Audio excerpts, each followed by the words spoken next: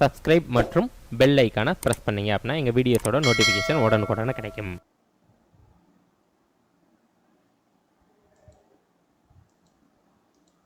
அனைத்து நண்பர்களுக்கும் ஆன்லைன் மேனியாவின் அன்பு வணக்கங்கள். நாம இன்றைக்கு மார்ச் 8, 2024 என்ன மாதிரியான முக்கியமான நடப்பு நிகழ்வுகள் இருக்கு அப்படின்றதோட சேர்த்து அது சார்ந்துள்ள ஸ்கூல் புக் கண்டென்ட்டையும் ப்ரீவியஸ் இயர் கொஸ்டினையும் கனெக்ட் பண்ணி கனெக்ஷன் வடிவில் தான் ஒவ்வொரு நாளும் கரண்ட் அஃபேர்ஸ் கிளாஸஸை நம்ம பார்த்து வந்துட்டு இருக்கோம். ஸோ இன்னைக்கும் நம்ம வீடியோவை அப்படிதான் பார்க்க போறோம். வீடியோவை புதுமையா பார்க்கக்கூடிய நண்பர்கள் மறக்காம நம்ம சேனலை சப்ஸ்கிரைப் பண்ணி வச்சுக்கோங்க.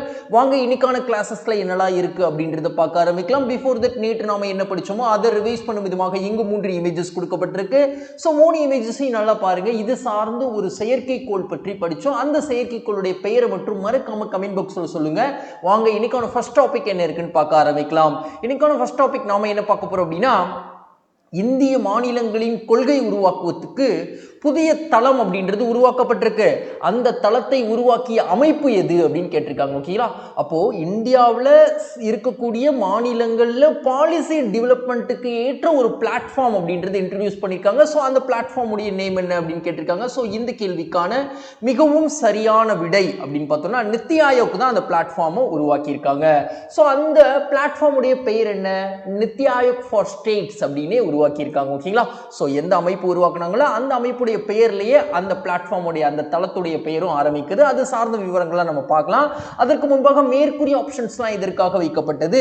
ஸோ திட்டக்குழு பிளானிங் கமிஷன்ஸ் அப்படின்றதற்கு மாற்றாக 2015 காலகட்டம் ஜனவரி 1 நித்தி ஆயோக் அப்படின்றது உருவாக்கப்பட்டது. ஸோ அதை நம்ம தெரிஞ்சுக்கிறோம். அதற்கப்புறம் நிதி ஆணையம், இந்த நித்தி ஆயோக்ல துணை தலைவராக இருந்தவங்க தான் அரவிந்த் பனகாரியா அவர்கள். ஸோ அவங்கள தான் 16வது நிதி ஆணையத்தின் தலைவர் பொறுப்பிற்கு தற்பொழுது நியமிச்சிருக்காங்க அப்படின்னு நம்ம படிச்சிருந்தோம். ஸோ அதை ரிவைஸ் பண்றோம். அதே மாதிரி இப்போ நித்தி ஆயோக்கு தலைவராக யார் இருப்பா அப்படின்னா இந்திய பிரதமர் அவர்கள் தான் இருப்பாங்க.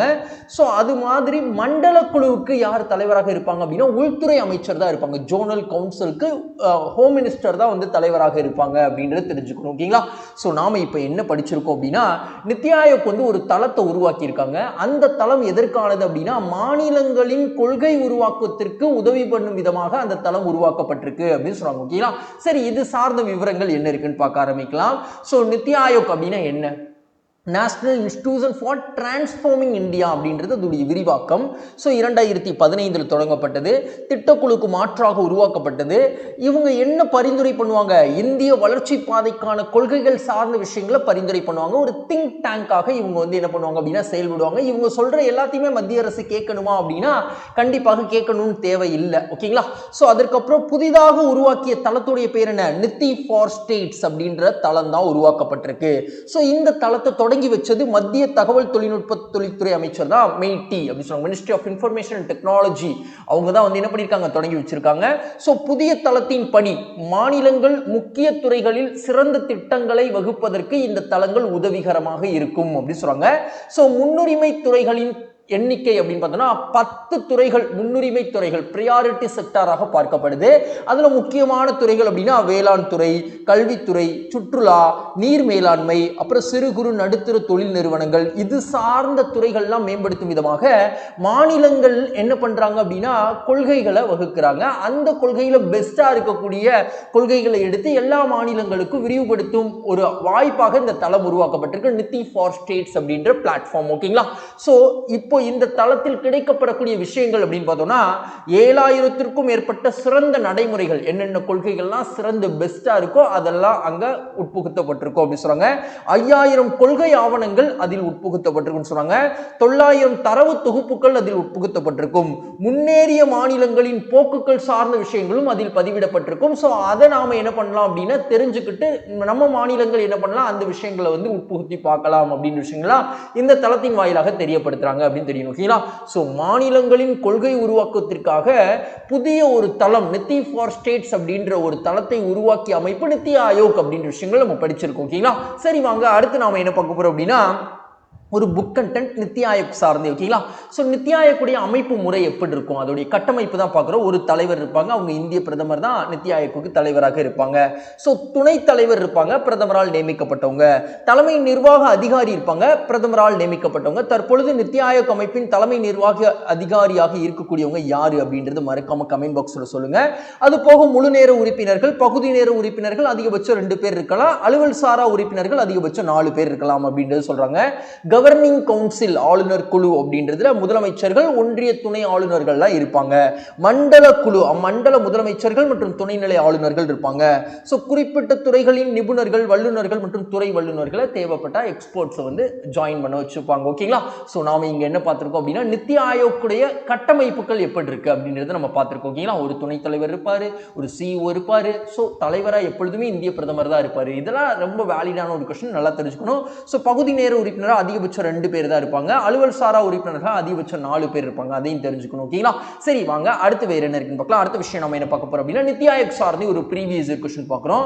நீடித்த வளர்ச்சிக்கான இலக்குகள், சஸ்டைனபிள் டெவலப்மெண்ட் கோல்ஸ் அப்படின்னு 17 இலக்குகளை 2030க்குள்ள அடையணும்னு சொல்லிட்டு உலக நாடுகள் எல்லோருமே தீர்மானம் நிறைவேற்றியிருக்காங்க. ஸோ இந்த இலக்குகளின் செயல்பாடுகளை கண்காணிப்பதற்கான முதன்மை நிறுவனம் எது அப்படின்னு கேட்டிருக்காங்க. ஸோ அது எந்த நிறுவனம் அப்படின்னா நித்தி ஆயோக் அப்படின்னு தெரியும். ஓகேங்களா? ஸோ நாம நித்தி ஆயோக் சார்ந்து ஒரு கரண்ட் அஃபேர்ஸ் படிச்சோம், நித்தி ஆயோக் சார்ந்து ஸ்கூல் புக் கண்டென்ட் பார்த்தோம், நித்தி ஆயோக் சார்ந்து ப்ரீவியஸ் இயர் கொஸ்டின் படிக்கிறோம். ஸோ இப்படி தாங்க வீடியோ டெய்லி பார்த்துட்டு இருக்கோம். ஸோ இந்த வீடியோ உங்களுக்கு பயனுள்ள வகையில் இருக்குன்னு நினைச்சீங்கன்னா நண்பர்களே மறக்காம நம்ம வீடியோவை லைக் பண்ணி விட்டு வீடியோ பாருங்க, உங்க ஃப்ரெண்ட்ஸ்க்கும் ஷேர் பண்ணுங்க. முக்கியமா வீடியோ முழுமையா பார்த்து முடிச்சுட்டு உங்களுக்கு என்ன தோணுதோ அதை கமெண்ட் பாக்ஸ்ல தெரிவிங்க.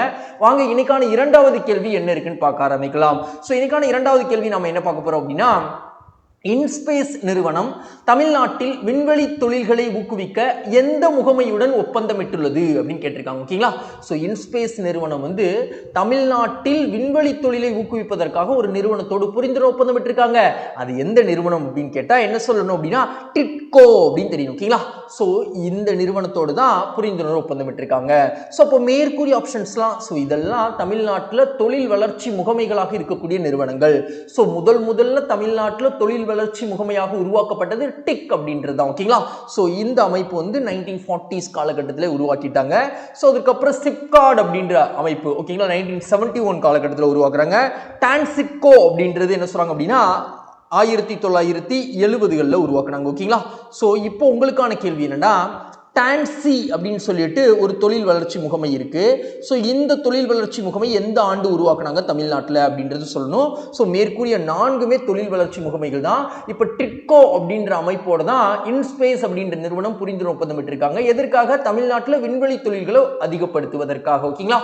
சரி வாங்க இது சார்ந்த விவரங்கள் என்னெல்லாம் இருக்குன்னு பார்க்கலாம். இங்க பாருங்க, ஒப்பந்தத்தின் போது முன்னிலை வகித்தவர்கள் அப்படின்னா தமிழ்நாடு சார்பாக தலைமைச் செயலாளர் சீஃப் செக்ரட்டரியா இருக்கக்கூடிய சிவதாஸ் மீனா சார் அவர்களும், இன்ஸ்பேஸ் உடைய தலைவராக விளங்கக்கூடிய பவன்குமார் கோயங்கா இவர்களது முன்னிலை தான் என்ன பண்ணியிருக்காங்க அப்படின்னா இந்த ஒப்பந்தம் அப்படின்றது நிகழ்த்தப்பட்டிருக்கு. ஸோ இந்த ஒப்பந்தத்துடைய நோக்கம் அப்படின்னா தமிழ்நாட்டில் விண்வெளி தொழில்களை ஊக்குவிப்பது, விண்வெளிக்கான உற்பத்தி பிரிவை தொடங்குவது. ஸோ இந்த 2 நோக்கங்களுக்கு தான் இந்த இன்ஸ்பேஸ் நிறுவனமும் டிட்கோ நிறுவனமும் புரிந்துணர்வு ஒப்பந்தம் ஏற்றிருக்காங்க. ஸோ டிட்கோ அப்படின்ற தொழில் வளர்ச்சி முகமை வந்து என்ன முன்னெடுக்க போறாங்க அப்படின்னா செயல்படுத்துபவை தமிழ்நாடு பாதுகாப்பு தொழில்துறை பெருவழி தடம் அப்படின்றது ஆல்ரெடி டிட்கோ அமைப்பு வந்து பண்ணிட்டு இருக்காங்க. ஓகேங்களா? ஸோ நான் வந்து டிட்கோன்னு தான் சொல்லிட்டு இருக்கேன். இதற்கான ஃபுல் ஃபார்ம் நான் சொல்லவே இல்லை. இதற்கான ஃபுல் ஃபார்மை நீங்க தான் கண்டுபிடிச்சு கமெண்ட் பாக்ஸ்ல சொல்ல போறீங்க. ஓகேங்களா? சரி, இப்போ தமிழ்நாடு தொழில்துறை பெருவழித்தடம் அப்படின்னா டிஃபென்ஸ் இண்டஸ்ட்ரியல் காரிடார் அப்படின்னு சொல்லுவாங்க. ஸோ இது ஆல்ரெடி அவங்க தான் செயல்படுத்திட்டு இருக்காங்க. ஸோ இன்னொரு விஷயமும் இவங்க அமைக்க போறாங்க. என்ன அப்படின்னா விண்வெளி மற்றும் பாதுகாப்பு துறைக்கான தொழில் பூங்காவை அமைக்க போறாங்க.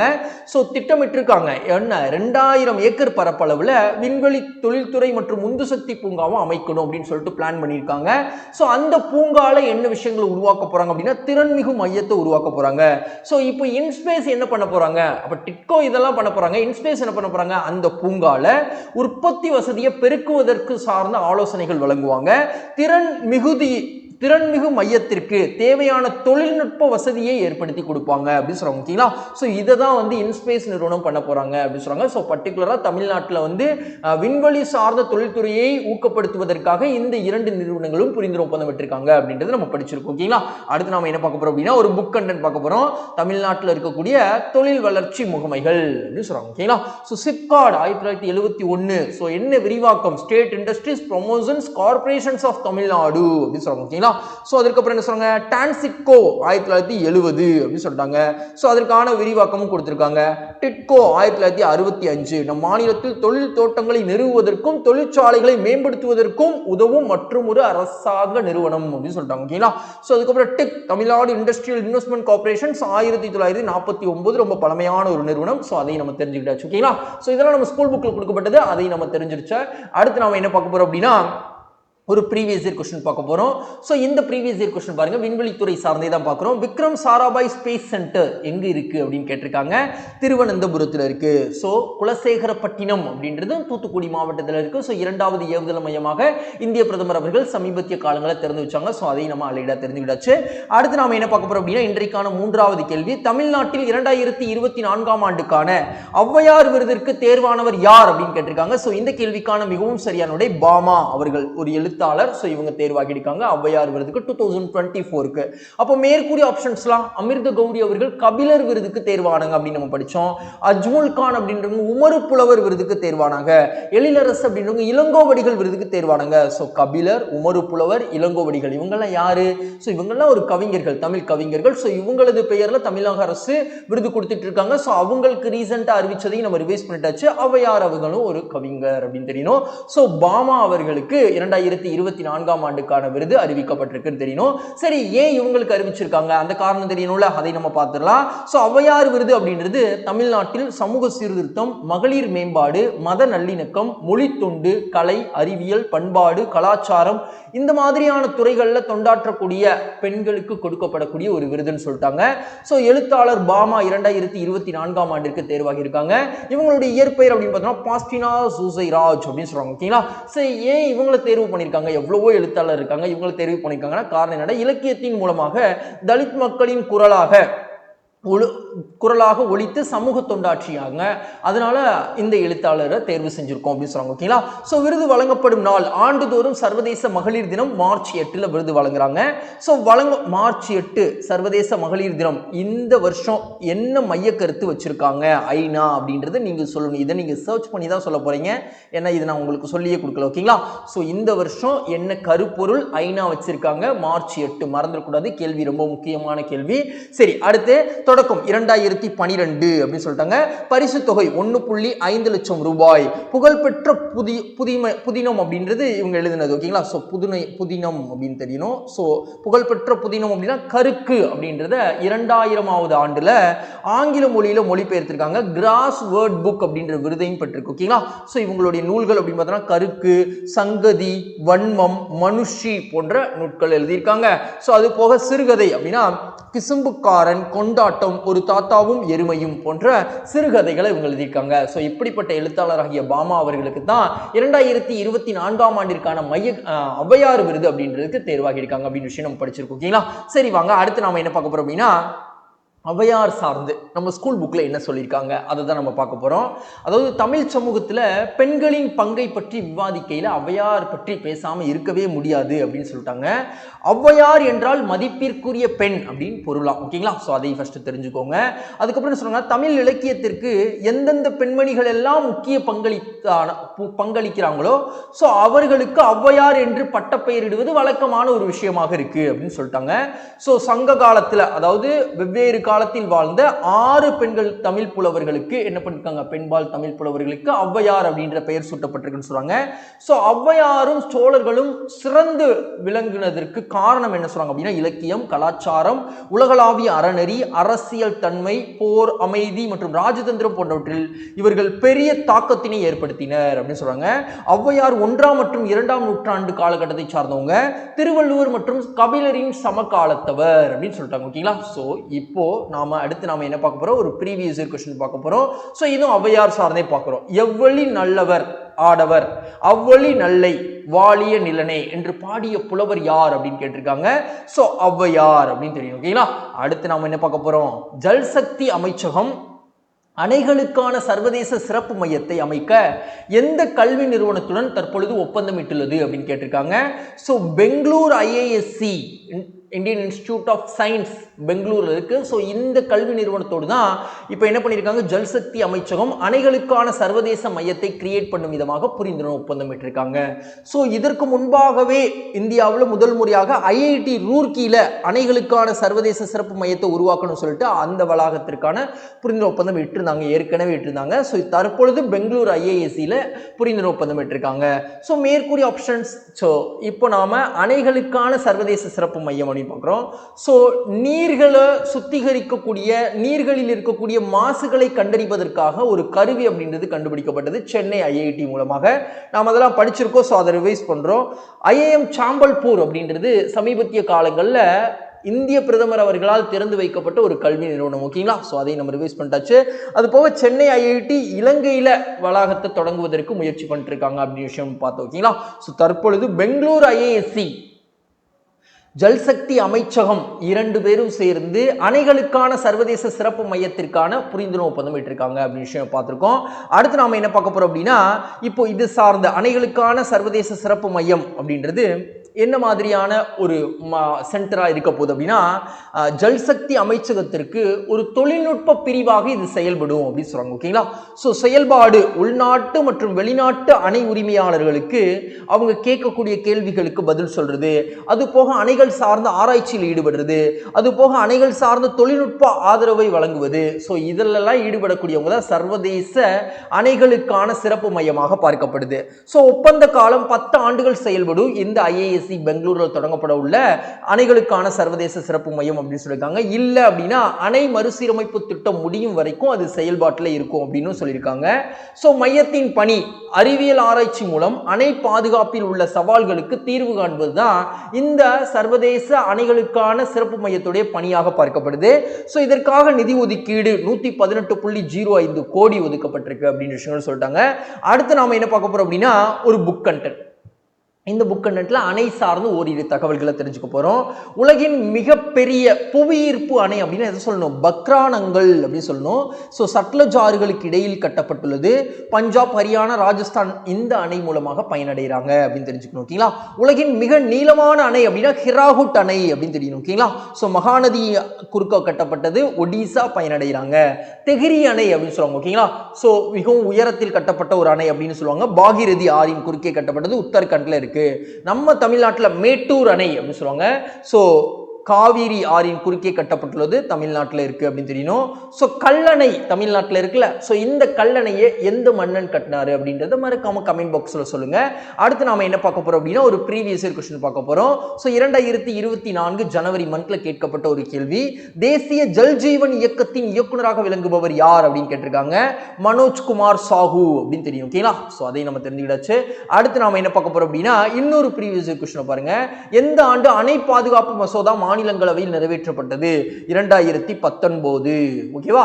சரி, அடுத்த விஷயம், தேசிய இளைஞர் பாராளுமன்ற விழா 2024 முதல் பரிசை வென்றவர் யார் அப்படின்னு கேட்டிருக்காங்க. யதின் பாஸ்கர் துக்கல் அப்படின்றவர் தான் வின் பண்ணியிருக்காரு. ஓகேங்களா? ஸோ இப்போ பிமல் பட்டேல் அப்படின்றவங்க யாரு? ஸோ இந்தியா ஒரு புதிய நாடாளுமன்றத்தை கட்டியிருக்காங்க.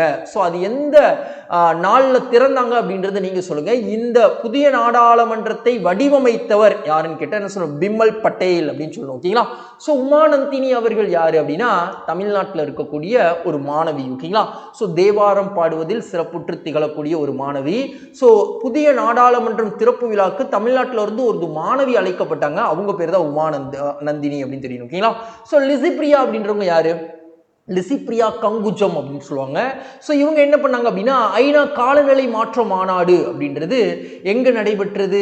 ஸோ இந்த ஆண்டு, அதாவது 2023 துபாயில் நடைபெற்றது. ஸோ அங்க என்ன பண்ணியிருப்பாங்க அப்படின்னா, புதுப்பிக்க இயலாத வளங்களை நாம பயன்படுத்தக்கூடாது, அதற்கு எதிர்ப்பு தெரிவிக்கும் விதமாக பதாகையை ஏந்திய இந்திய சிறுமியின் பெயர் எது அப்படின்னா லிசிப்ரியா கங்குஜம் அப்படின்னு தெரியும். இதெல்லாம் நம்ம படிச்சிருக்கோம், ரிவைஸ் பண்ணிருக்கோம். ஓகேங்களா? ஸோ யதின் பாஸ்கர் துக்கல் அப்படின்றவர் தேசிய இளைஞர் பாராளுமன்ற விழா 2024ல முதல் பரிசை வென்றிருக்காரு அப்படின்னு தெரியும். ஓகேங்களா? சோ தேசிய இளைஞர் பாராளுமன்ற விழா எப்போல இருந்து நடத்தப்படுது? 2019ல இருந்து நடத்துறாங்க. சோ இதை ஏற்பாடு செய்யக்கூடிய அமைப்புகள் அப்படின்னு பார்த்தா இளைஞர் விவகாரங்கள் மற்றும் விளையாட்டு அமைச்சகம், நேரு யுவ கேந்திரா சங்கதன், அதுக்கப்புறம் தேசிய சேவை திட்டம், இந்த 3 அமைப்புகளும் சேர்ந்து தான் இந்த இளைஞர்களுக்கான பாராளுமன்ற விழா அப்படின்றதுக்கு ஏற்பாடு செய்யறாங்க. சோ நோக்கம் எதற்காக இந்த விழா நடைபெறுது? ஜனநாயகத்தின் வேர்களை வலுப்படுத்துவது. சோ மாணவ செல்வங்கள் இடையே ஜனநாயகத்தின் வேர்களாகிய பாராளுமன்ற நடைமுறைகளை பற்றி கற்றுக்கொள்ளும் விதமாக தேசிய இளைஞர் பாராளுமன்ற விழா அப்படின்றது நடைபெறுது. சோ யதீன் பாஸ்கர் துக்கல் எந்த மாநிலத்தை சார்ந்தவர்? ஹரியானா மாநிலத்தை சார்ந்தவர். சோ விழாவால் விளையக்கூடிய நன்மைகள், இளைஞர்கள் ஒழுக்கம், அதற்கப்புறம் மற்றவர்களின் பார்வையை சகித்துக் கொள்ளுதல், பாராளுமன்ற நடைமுறைகளை அறிந்து கொள்ளக்கூடிய விஷயங்கள்லாம் இந்த விழாவில் இருக்கு அப்படின்ற விஷயங்கள் சொல்லியிருக்காங்க. ஓகேங்களா? அடுத்து நாம என்ன பார்க்க போறோம் அப்படின்னா, இப்போ பாராளுமன்றம் சார்ந்து படிச்சதுனால பாராளுமன்றம் சார்ந்தே ஒரு புக் கண்டென்ட். 1912-13ஆம் ஆண்டு புதுடெல்லியில் உள்ள இந்திய நாடாளுமன்ற கட்டிடத்தை எட்வின் லூட்டியன்ஸ் மற்றும் ஹெர்பர்ட் பேக்கர் என்னும் பிரிட்டிஷ் கட்டிடக் கலைஞர்கள் வடிவமைத்தனர். இக்கட்டிடத்தை 1921ஆம் ஆண்டு கட்டத் தொடங்கி 27இல் முடித்தனர் அப்படின்னு கேட்டிருக்காங்க. இதே கொஸ்டின் 2024ல கேட்டிருப்பாங்க பாருங்க. என்ன கேட்டிருக்காங்க பாருங்க, இந்தியாவின் நாடாளுமன்ற கட்டிடத்தை வடிவமைத்தவர் யார் அப்படின்னு கேட்டிருக்காங்க. சோ இது பழைய நாடாளுமன்றம், எட்வின் ஹெடென்ஸ், அதுக்கப்புறம் என்ன சொல்றாங்க, ஹெர்பர்ட் பேக்கர் அப்படின்னு தெரியும். ஓகேங்களா? சரி, அடுத்து வேற என்ன இருக்குன்னு பார்க்கலாமா? அடுத்த விஷயம் நாம என்ன பார்க்க போறோம் அப்படின்னா, இந்திய தேர்தல் ஆணையம் தபால் வாக்கிற்கான குறைந்தபட்ச வயதாக உயர்த்தப்பட்ட வயது என்ன அப்படின்னு கேட்டிருக்காங்க. சோ இந்த கேள்விக்கான மிகவும் சரியான விடை 85 வயதாக உயர்த்திருக்காங்க. அப்ப இதற்கு முன்பாக எவ்வளவு இருந்தது? குறைந்தபட்ச வயது 80ஆக இருந்தது. சோ நம்மளுக்கு வாக்களிக்கும் வயது முன்னாடி 21ஆக இருந்தது, அது 18ஆக குறைக்கப்பட்டது ஒரு காலகட்டத்தில். ஓகேங்களா? சோ எந்த வருஷம் குறைச்சாங்க அப்படின்றத நீங்க தான் சொல்ல போறீங்க. சோ அதை உங்களுக்கு விடுறேன். ஓகேங்களா? சோ 80 வயதாக இருந்த தபால் வாக்கின் குறைந்தபட்ச வயதை 85ஆக இந்திய தேர்தல் ஆணையம் மாற்றி இருக்காங்க அப்படின்னு விஷயம் நம்ம படிச்சிருக்கோம்.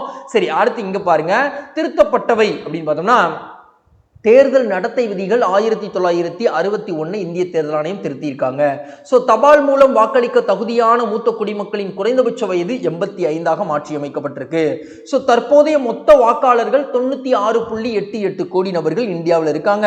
சோ 80 வயதுக்கு மேற்பட்ட வாக்காளர்கள் அப்படின்னு பார்த்தோம்னா 1.85 கோடி நபர்கள் இருக்காங்க. சோ தபால் வாக்கிற்கு தகுதியானவர்கள் அப்படின்னா அத்தியாவசிய சேவை பணியாளர்கள், அரசின் சேவை பணியக்கூடிய அவங்க தபால் வாக்கு செலுத்த முடியும், மாற்றுத்திறனாளிகள் செலுத்த முடியும், கோவிட்-19 பாதிப்புக்கு உள்ளானவர்கள் செலுத்த முடியும், அல்லது கோவிட்-19 அவங்களுக்கு இருக்கு அப்படின்னு சந்தேகப்பட்ட நபர்களும் என்ன பண்ணலாம் அப்படின்னா தபால் வாக்கு போட முடியும். 85 வயதுக்கு மேற்பட்டவர்கள் போட முடியும். 80 வயதாக இருந்தது தற்பொழுது 5 வருடம் கூட்டி வச்சிருக்காங்க. ஓகேங்களா? சரி, வாங்க அடுத்து நம்ம என்ன பார்க்க போறோம் அப்படின்னா புக் கண்டென்ட் பார்க்க போறோம். இந்த தபால் வாக்கு அப்படின்றது எந்த வருடத்துல இருந்து அறிமுகப்படுத்தப்பட்டது அப்படின்னா 1999 வாக்காளர்களில் ஓர் பிரிவினர் தபால் வாக்கினை போஸ்டல் பேலட்டை பயன்படுத்தி வாக்களிக்க வாய்ப்பு ஏற்படுத்தப்பட்டது அப்படின்னு சொல்றாங்க. 2003ல ராணுவத்தில் பணிபுரிபவர்கள் என்ன பண்ணலாம் அப்படின்னா பதிலி வாக்கு முறையை கொண்டு வரலாம், ப்ராக்ஸி ஓட். அதாவது ராணுவத்துல பணிபுரிறாங்க அப்படின்னா அவங்களுக்கு பதிலாக அவங்களுடைய ஒய்ஃப் என்ன பண்ணலாம் அப்படின்னா இங்க வாக்கு செலுத்த முடியும். ஓகேங்களா? சோ ராணுவ சட்டத்திற்கு இசைவான வகையில் இது செயல்படுத்தப்படுது சொல்றாங்க. 2003ல தேர்தல் ஆணையம் வேட்பாளர்களின் முந்தைய குற்றச்சம்பவங்கள் மற்றும் சொத்துக்களின் பட்டியலை நீங்க பட்டியலிட்டு காட்டணும் அப்படின்னு விஷயங்கள் சொல்றாங்க. சோ 2003லேயே மாநிலங்களவை தேர்தல் சீர்திருத்தங்கள் மேற்கொள்ளப்பட்டு வேட்பாளர்களின் வசிப்பிடம் தொடர்பான கட்டுப்பாடுகள் அப்படின்றது நீக்கப்பட்டது அப்படின்னு சொல்றாங்க. ஓகேங்களா? சரி, அடுத்து நாம என்ன பார்க்க போறோம் அப்படின்னா ஒரு ப்ரீவியஸ் இயர் क्वेश्चन. தேர்தல் ஆணையம் சார்ந்தே ஒரு அரசியல் கட்சி தோற்றுவிக்கப்பட்ட எத்தனை நாட்களுக்குள் இந்திய தேர்தல் ஆணையத்திடம் பதிவுரிமை பெறுவதற்காக விண்ணப்பித்திருக்க வேண்டும் அப்படின்னு கேட்டிருக்காங்க. 30 நாட்களுக்குள்ள என்ன பண்ணிருக்கணும்? விண்ணப்பிச்சிருக்கணும் அப்படின்னு தெரியும். ஓகேங்களா? அடுத்து தமிழ் வளர்ச்சித்துறை வழங்கியுள்ள 2023ஆம் ஆண்டிற்கான விருதுகளின் சரியான இணையை தேர்வு செய்க அப்படின்னு கொடுத்திருக்காங்க. சோ விருதுகள் தேவநேய பாவனார் விருது அப்படின்றது யாருக்கு கொடுக்குறாங்க? பா அருளி அவர்களுக்கு 2023ஆம் ஆண்டிற்கு கொடுக்குறாங்களா அப்படின்னு கேட்டா மிகவும் சரியாகத்தான் பொருத்தப்பட்டிருக்கு அப்படின்னு தெரியும். ஓகேங்களா? வீரமா முனிவர் அப்படின்னு கேட்டா வீரமா முனிவர் விருது யாருக்கு கொடுக்குறாங்க? சச்சிதானந்தத்துக்கு தான் கொடுக்குறாங்களா? ஆமா, அவருக்கு தான் கொடுக்குறாங்க. சரியா தான் பொருத்தப்பட்டிருக்கு. சோ அதுக்கப்புறம் நற்றமிழ் பாவலர் விருது அப்படின்றது அரிமா பாமகன் அப்படின்றவங்களுக்கு தான் கொடுக்குறாங்களா? மரபு கவிதைக்காக கொடுக்குறாங்களா? ஆமா. அப்புறம் கௌதமன் நீல் ராசு அப்படின்றவங்களுக்கு புது கவிதைக்காக இதே விருது கொடுக்குறாங்களா? ஆமா, கொடுக்குறாங்க. சோ இப்போ கொடுக்கப்பட்ட 3 இணைகளும் சரியாக தான் பொருத்தப்பட்டிருக்கு. ஆல் கரெக்ட் அப்படின்றதான் கரெக்ட். ஓகேங்களா? சரி, இது சார்ந்த விவரங்களை பார்க்கலாம். விருதிற்கான திட்டம் அப்படின்னா செந்தமிழ் பிறப்பியல் அகர முதலி திட்டம், இந்த திட்டத்தின் கீழே தான் இந்த விருதுகள்லாம் வழங்கப்படுது அப்படின்னு சொல்றாங்க. ஸோ இந்த விருதை பெறக்கூடிய வீரமாமுனிவர் விருது, தேவனைய பாவனர் விருதுகளுக்கெல்லாம் பரிசு தொகை எவ்வளவு கொடுக்குறாங்க அப்படின்னா 2 லட்சம் ரூபாய் பரிசு தொகை பிளஸ் 1 சவரன் தங்கப்பதக்கம் அப்படின்றது கொடுக்குறாங்க. கூடுதலாக வழங்கப்பட்ட விருது அப்படின்னு பார்த்தோம்னா 2023ஆம் ஆண்டிற்கான தூய தமிழ் பற்றாளர் விருது அப்படின்னு சொல்லிட்டு 21 அறிஞர்களுக்கு வழங்கப்பட போகுது அப்படின்னு சொல்றாங்க. ஸோ இவங்களுக்கு பரிசு தொகை அப்படின்னு பார்த்தோம்னா 20,000 பரிசு தொகை கொடுப்பாங்க. சோ விருது வழங்கியவர் அப்படின்னு தமிழ் வளர்ச்சி மற்றும் செய்தித்துறை அமைச்சர் தான் விருது வழங்கியிருக்காங்க. ஓகேங்களா, அடுத்து நாம என்ன பார்க்க போறோம் அப்படின்னா ஒரு புக் கண்டென்ட் பார்க்க போறோம். ஸோ இது இந்தியாவில் இருக்கக்கூடிய மொழிகளுக்கே சிறப்பான ஒரு விஷயத்தை தான் நம்ம பார்க்க போறோம். மொழி அப்படின்றது கலாச்சாரத்தை பரப்பும் ஒரு பிரதான கருவி அப்படின்னு ஒரு டிஃபைனேஷன்ஸ் கொடுத்திருக்காங்க. ஸோ இது சமூகமயமாக்கலிலும் வரலாற்று பரிமாற்றத்திலும் பெரும் சக்தியாக இருக்கு அப்படின்னு சொல்லிட்டாங்க. மனிதன் எந்த ஒரு மக்கள் குழுவையும் தொடர்பு வலை மூலம் இணைக்க முடியும். மொழிகள் எழுத்து அல்லது பேச்சு வடிவத்தில் உள்ளன. உலக அளவுல பப்புவா நியூ கினியாவிற்கு அடுத்து, அதாவது பப்புவா நியூ கினியாவில் 839 மொழிகள் பேசப்படுது. இந்தியாவில் 780 மொழிகள், உலகின் 2வது அதிக மொழிகளை கொண்ட நாடாக இந்தியா திகழுது அப்படின்னு சொல்றாங்க. ஓகேங்களா, ஸோ அதையும் நம்ம தெரிஞ்சுக்கிட்டாச்சு. அடுத்து நாம என்ன பார்க்க போறோம் அப்படின்னா ஒரு ப்ரீவியஸ் இயர் கொஸ்டின் பார்க்க போறோம். ஸோ தமிழ் மொழிக்கு சிறப்பான ஒரு விஷயம் தான் பார்க்குறோம். இலங்கை தமிழ் பேராசிரியர் கா சிவத்தம்பி செம்மொழி பண்புகளாக குறிப்பிடக்கூடிய விஷயங்கள் என்ன அப்படின்னு சொல்லிட்டு டிஎன்பிசி கேட்டிருக்காங்க 2023ல. தொன்மை, தொடர்ச்சி, செழுமை வளம், இந்த விஷயங்கள்லாம் ஒரு மொழிக்கு இருந்தா அதுதான் செம்மொழிக்கான ஒரு அந்தஸ்து, செம்மொழிக்கான ஒரு பண்பு அப்படின்றத யார் சொல்றா? சிவத்தம்பி அப்படின்னு சொல்லக்கூடிய பேராசிரியர். ஸோ இலங்கை தமிழ் பேராசிரியர். ஓகேங்களா, சரி வாங்க அடுத்து வேற என்ன இருக்குன்னு பார்க்கலாம். பாதுகாப்பு கூட்டமைப்பான நாட்டோவில் 32வது உறுப்பினராக இணைந்துள்ள நாடு எதுன்னு கேட்டிருக்காங்க. ஸ்வீடன் அப்படின்னு தெரியும். ஓகேங்களா, அப்போ மேற்கூறிய ஆப்ஷன்ஸ்லாம் ஸ்வீடன் ஏன் இணைகிறாங்க? ரஷ்யாவும் உக்ரைனும் சண்டை போடுறாங்க. ரஷ்யா ஏன் உக்ரைனோட சண்டை போடுறாங்க? இதே உக்ரைன் நாட்டோல இணைகிறோம்னு சொன்னதுனால சண்டை போடுறாங்க. ஸோ இதே ப்ராப்ளம் நமக்கும் வந்துடக்கூடாதுன்னு சொல்லிட்டு இப்போ ஸ்வீடன் என்ன பண்ணிட்டாங்க அப்படின்னா 32வது நாடாக நாட்டோ கூட்டமைப்பில் இணைஞ்சிட்டாங்க. ஸோ ஈரான் அப்படின்ற கண்ட்ரி எதற்கு இங்கே வந்திருக்கு? ஸோ எஸ்சிஓ அப்படின்னு சொல்லிட்டு ஒரு அமைப்பு இருக்கு. ஸோ அந்த அமைப்பில் புதிய உறுப்பினராக ஈரான் ஜாயின் பண்ணப்பட்டாங்க. ஸோ அதை நினைவு கூறும் விதமாக வைக்கப்பட்டது. ஸோ தற்பொழுது ஸ்வீடன் அப்படின்ற நாடு பாதுகாப்பு கூட்டமைப்பான நாட்டோவில் 32வது உறுப்பினராக இணைந்திருக்காங்க அப்படின்னு விஷயம் தெரியணும். சரி, ஸ்வீடன் இணைப்பிற்கு காரணமான விஷயம் ரஷ்யா உக்ரைன் போர் 2022ல ஸ்டார்ட் ஆச்சு. சமீபத்திய காலங்களில் கூட பிப்ரவரி மாதம் படித்தோம். 2 ஆண்டுகள் நிறைவுற்றது. ஐரோப்பாவின் பிற நாடுகள் மீதும் ரஷ்யா போர் தொடுக்குமோ அப்படின்ற அபாயம் இருக்கு. அதனால ஸ்வீடன் போய் ஜாயின் ஆயிருக்குன்னு சொல்றாங்க. ஸ்வீடன் முன்னால் என்ன கொள்கையை கடைபிடிச்சாங்க அப்படின்னா அணிசேரா கொள்கை கடைபிடிச்சாங்க. எந்த கூட்டமைப்புலையும் அவங்க சேரல, அவங்க பாட்டுக்கு இண்டிபெண்டா தான் இருந்தாங்க. ஆனா இப்போ இருக்கு கள நிலவரம் சரியில்லை அப்படின்னு சொல்லிட்டு நாட்டோல ஜாயின் பண்ணியிருக்காங்க. நாட்டோ உறுப்பினர்கள் நாட்டோல இருக்கக்கூடிய உறுப்பினர்கள் ஸ்வீடனை சேர்க்கக்கூடாதுன்னு சொல்லிட்டு ஆரம்ப கட்டத்தில் எதிர்ப்பு தெரிவித்த நாடுகள் அப்படின்னா துருக்கி மற்றும் ஹங்கேரி அப்படின்னு சொன்னாங்க. தற்பொழுது சம்மதம் தெரிவிச்சிருக்காங்க. அதனாலதான் 32வது உறுப்பினராக இணைக்கப்பட்டிருக்காங்க. சோ நாட்டோவில் இணைவதால் ஸ்வீடனுக்கு என்ன நன்மை கிடைக்க போகுது? ரஷ்யா கிட்ட இருந்து காப்பாத்திக்கலாமா அவங்கள அப்படின்னா அப்சல்யூட்லி காப்பாத்திக்கலாமா?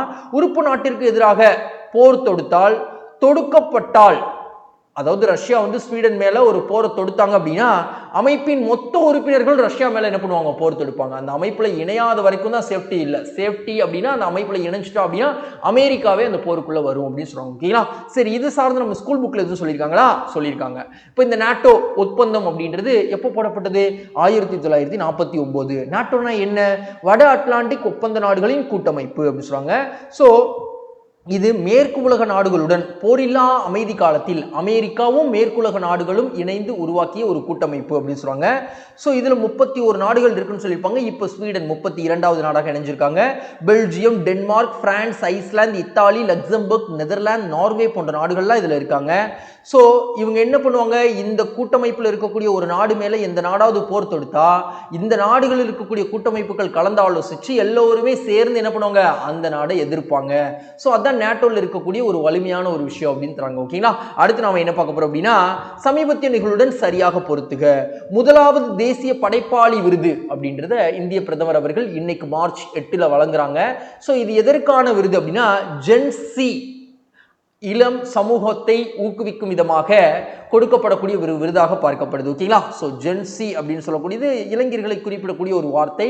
ஸோ ஒர்க்கிங் பாப்புலேஷன்ஸை என்கரேஜ் பண்ணும் விதமாக இந்த விருதுகள்லாம் இந்த வருஷத்துல இருந்து கொடுக்க ஆரம்பிக்கிறாங்க. முதலாவது தேசிய படைப்பாளிகள் விருது அப்படின்னு சொல்லுவாங்க. ஓகேங்களா? ஸோ அதுக்கப்புறம் உத்தரப்பூர்வ தொழில்துறை மேம்பாட்டு திட்டம். இந்த திட்டம் வந்து வடகிழக்கு மாநிலத்தில் வந்து தொழில் துறையை மேம்படுத்துவது, வேலை வாய்ப்புகளை கிரியேட் பண்றது போன்ற உட்கட்டமைப்பு வசதிகளை மேம்படுத்தக்கூடிய ஒரு திட்டமாக பார்க்கப்படுது. ஸோ இந்த திட்டத்துக்கு 10,037 கோடி அப்படின்றது ஒதுக்கப்பட்டிருக்கு. ஸோ இந்த நிதி உதவிய மத்திய அமைச்சரவை ஒப்புதல் கொடுத்திருக்காங்க அப்படின்னு தெரியும். ஓகேங்களா? அடுத்து தமிழ்நாட்டின் முதல் மிக உய்ய அனல் மின் நிலையம் அப்படின்றது வட சென்னை பகுதியில் இருக்கக்கூடிய அத்திப்பட்டு அப்படின்ற கிராமத்தில் தொடங்கியிருக்காங்க. ஸோ உய்ய அனல் மின் நிலையம் அப்படின்னா ரொம்ப எஃபிசியன்சியா இருக்கக்கூடிய ஒரு அனல் மின் நிலையம் சொல்லுவாங்க. ஸோ 450 கிராம் நிலக்கரியை வச்சு 1 யூனிட் மின்சாரத்தை நம்மளால தயாரிக்க முடியும் அப்படின்னு சொல்றாங்க. ஸோ இந்த அனல் மின் நிலையத்தை தமிழக முதல்வர் அவர்கள் திறந்து வச்சிருக்காங்க. அதனால நம்ம பார்த்துட்டு இருக்கோம். திருநள்ளாறு ஆன்மீக பூங்கா 20 கோடி ரூபாய் நிதி ஒதுக்கீடு செலவுல உருவாக்க போறாங்க இந்திய பிரதமர் அவர்கள். இதற்கான தொடங்கி வச்சிருக்காங்க. எங்க ஜம்மு காஷ்மீர்ல இருந்து காணொலி வாயிலாக தொடங்கி வச்சிருக்காங்க. ஓகேங்களா? சோ ஜம்மு காஷ்மீருக்கு இந்திய பிரதமர் அவர்கள் ஆஃப்டர் 370 ரத்தானதுக்கு அப்புறம் முதல் முறையாக பயணத்தை மேற்கொண்டிருக்காங்க. சோ ஜம்மு காஷ்மீர்ல 370 எந்த ஆண்டு ரத்தாச்சு தினமும் தெரிஞ்சதுன்னா மறக்காம கமெண்ட் பாக்ஸ்ல சொல்லுங்க.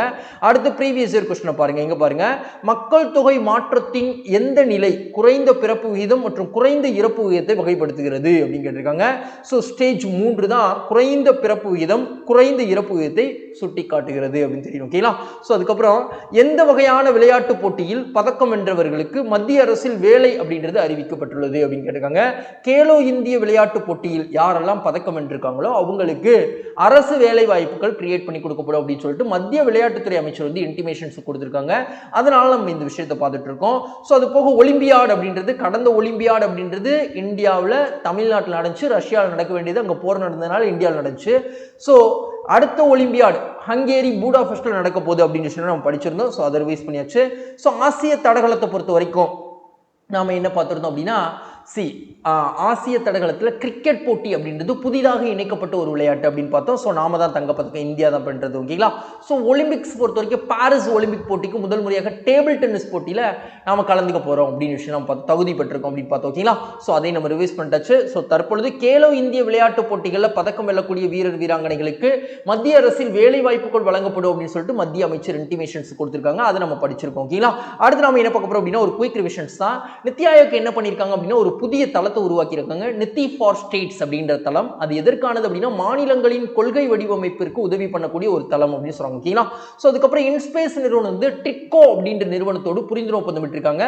தமிழ்நாட்டில் வானிலை விண்வெளி சார்ந்த தொழில்துறை நிறுவனங்களை அதிகப்படுத்துவதற்கான ஒரு புரிந்துணர்வு ஒப்பந்தமாக இது பார்க்கப்படுது. சோ ஔவையார் விருதுக்கு 2024ஆம் ஆண்டிற்கு தேர்வானவங்க பாமா அப்படின்னு நம்ம பார்த்திருக்கோம். சோ பெங்களூர் ஐஏஎஸ்சி ஓட ஜல் ஜீவன் மினிஸ்ட்ரி வந்து என்ன பண்ணிருக்காங்க, புரிந்துணர்வு ஒப்பந்தம் விட்டிருக்காங்க. எதற்கானது அப்படின்னா அணைகளுக்கான சர்வதேச மையத்தை கிரியேட் பண்றதுக்கானது பார்த்தோம். ஓகேங்களா? யதீன் பாஸ்கர் துக்கல் அப்படின்றவர் என்ன பண்ணிருக்காரு அப்படின்னா இளைஞர்களுக்கான பாராளுமன்ற விழாவில் முதல் பரிசு வென்றிருக்காரு, ஹரியானாவை சார்ந்தவர். சோ இந்திய தேர்தல் ஆணையம் என்ன மாற்றத்தை கொண்டு வந்திருக்காங்க அப்படின்னா தபால் வாக்கு அப்படின்றதுக்கான மேக்சிமம் ஏஜ் வந்து 85 வயதாக மாற்றிருக்காங்க, 80 வயதுல இருந்து பார்த்தோம். சோ வீரமாமுனிவர் விருது, தேவனைய பாவனர் விருது, சோ அது போக வந்து தமிழ் மொழிக்கு சிறந்து செயலாற்றிய அறிஞர்களுக்கு விருதுகள் அப்படின்றத தமிழ் வளர்ச்சித்துறை அப்படின்றத அறிவிச்சிருக்காங்க நம்ம பார்த்தோம். ஓகேங்களா? சோ பாதுகாப்பு கூட்டமைப்புக்கான நாட்டோவில் 32வது நாடாக ஸ்வீடன் இணைஞ்சிருக்காங்க அப்படின்னு பார்த்தோம். திருநள்ளாறு ஆன்மீக பூங்காவை இந்திய பிரதமர் அவர்கள் தொடங்கி வச்சிருக்காங்க நம்ம பார்த்தோம். சோ இதை கிரியேட் பண்றதுக்கு 20 கோடி ரூபாய் அப்படின்றது ஒதுக்கப்பட்டிருக்கு. ஓகேங்களா? சோ மத்திய அரசில் வேலை கேலோ இந்திய விளையாட்டு போட்டியில் பதக்கம் வென்ற வீரர் வீராங்கனைகளுக்கு வழங்கப்படும் அப்படின்ற அறிவிப்பு வெளியிட்டிருக்காங்க. சோ அதை நம்ம தெரிஞ்சுக்கிட்டாச்சு. சோ இன்னைக்கான தகவல் முடிஞ்ச ஃப்ரெண்ட்ஸ், இந்த வீடியோ உங்களுக்கு பிடிச்சிருந்தா மறக்காம லைக் பண்ணிடுங்க, உங்க ஃப்ரெண்ட்ஸ்க்கு ஷேர் பண்ணுங்க. முக்கியமா வீடியோ எப்படி இருந்தது அப்படின்றத கமெண்ட் பாக்ஸ்ல சொல்லுங்க. தேங்க்யூ. நாளைக்கு சந்திக்கலாம்.